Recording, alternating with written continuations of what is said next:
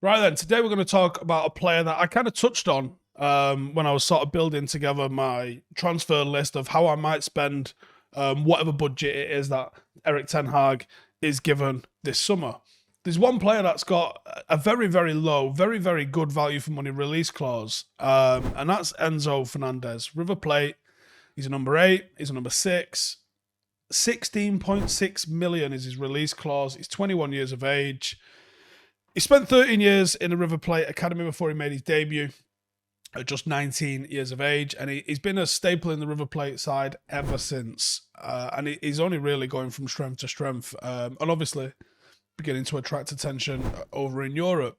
He's a midfielder who often plays as a bit of a deep lying playmaker, but he's also someone that's got a bit of an ability to arrive late into the box. He scores goals. He can be utilised as a bit more of a shuttling sort of number 8. And there has been some transfer links. The links to United have cooled. The links to Manchester City, AC Milan, Juventus have grown. And AC Milan in particular seems to be the one that's got the strongest interest. River Plate have already decided to cash in on Julian Alvarez. And it looks more than possible that Enzo Fernandez could also be following suit. Two mega talented youngsters that are inevitable to come to Europe at some stage in their career. It's just whether it's this summer or it's in another transfer window. But his form really exploded this year.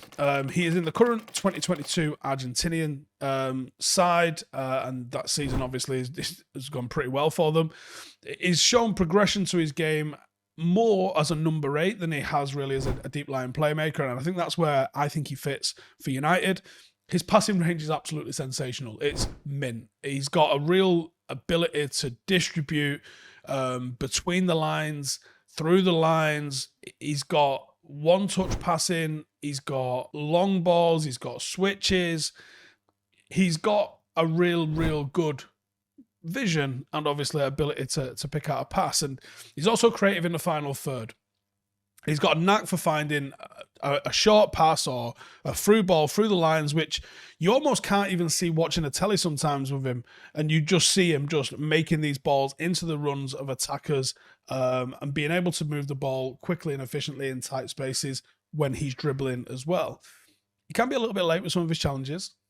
Paul Scholes is all right with that, though. He does have a bit of an ability to regain possession. He's got a low centre of gravity. He muscles opposition off the ball. There's a bulldogness about the way he plays, and he does these things in the essential areas of the pitch. Defensively, he's good at counter-pressing. He's good at interceptions, and that is, for me, why I think he would be a great signing. Value for money, and fits exactly what I think the profile of a player that we will be looking to do. 21, unproven in Europe, unproven in the Premier League, yeah, granted.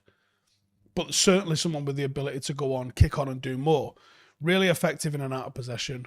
Really effective in possession with multifaceted abilities on the ball. He can get in the box. He can score goals. He's a creator. He's someone that keeps the ball moving.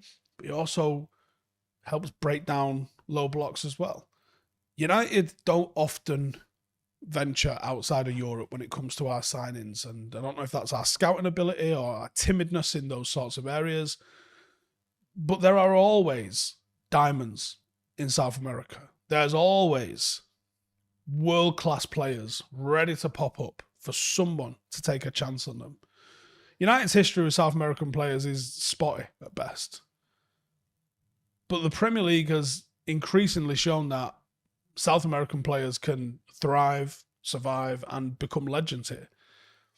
I don't think there's any reason why United shouldn't take a gamble on this kid. For 16.6 million or whatever it is, honestly, think about what we've just spent on Ahmad, what we've just spent on Palestri. This dude is levels above. And we were buying potential with them, granted, but this dude is levels above and would probably be starting if we were playing this weekend. He's that good. Whether or not he's got the consistency and the ability to be able to do it Premier League week in, week out with the physicality and all the other things that comes with adapting to moving to England. But on the face of things, when you're talking about the raw ability and the things that you can see, and yeah, all right, at the moment, Andreas Pereira looks pretty good playing in South America. But that doesn't mean everyone that comes from South America is going to be, substandard when they finally get to the league. There's some decision-making stuff that you see from him and you go, yeah, You're making those right decisions no matter what level you're playing at here. These are just good decisions.